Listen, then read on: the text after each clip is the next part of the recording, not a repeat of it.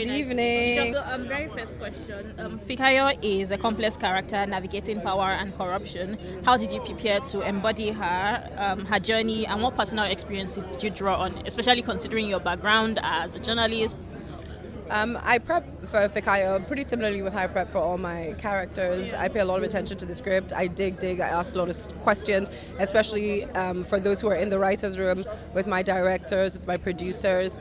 And then really it's just a case of honestly sinking into your skills and techniques as an actor. So, yeah. Did you find any part of it challenging? Of course. If you care about the work that you do, you're always trying to elevate the work that you do. So you're always thinking of, okay, how can I make this a little bit more real? How do I make sure that it's coming across the way it needs to? But of course, film is a collaborative experience. So you're also relying heavily on your director, on the cinematographer, because they're the ones that are going to see the final cut before you. And I feel like you and Nora have such an incredible relationship. How did that, help in building the work? Honestly, our relationship developed over the course of the work. We didn't know each other before the work. We actually met on Baby Farm, which was very interesting. Okay. And she walked up to me and she was like, there's a character I want you to play. Are you free?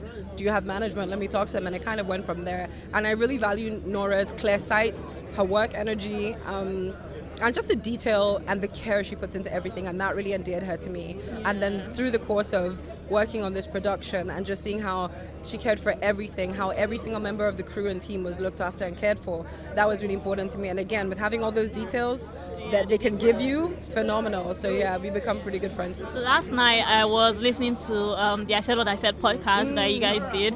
And one thing that stood out to me was how much you and Omowunmi Dada kept talking about your on-screen and off-screen friendship and how it developed over time. Can you tell me a little bit more about that? I will just say Omowunmi is a girl's girl. Yeah. And I feel like I'm a people person, especially for people who are awesome, especially when it comes to work. Because we both knew that we had to have some kind of relationship for this to pay off on screen. That's the truth. So unbeknownst to us, we both went in with that energy of like, oh no, I'm gonna. And we genuinely just clicked. She's so interesting. She's so warm. She's so energetic. Omowunmi walks into the room and it's like energy. She's like, okay guys, what can I do? I'm constantly learning from people, and she's someone I've definitely learned a lot from. And we've developed a friendship and are developing a friendship as a result of this role. So I really love that. I love that for me, guys. Love it for you too. So the tagline for Red Circle is "Ambition has a price." Is there a sacrifice that you've had to make in your career to be here today?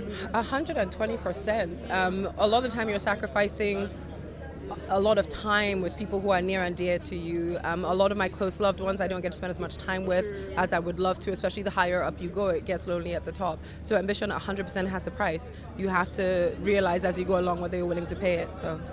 Okay, so a very fun question is, for Nigerian thrillers, we've had the Black Book. You know the Black Book, and I think we've had the Green Fever, and now this is Red Circle. What color do you think what color do you think is next for us? That's their business. For a while, everywhere's going to be red. 6th of June cinemas. Do the thing, guys. We're going to be global. We're also in the UK from the 20th of June. So honestly, I think red is going to be a color for a bit.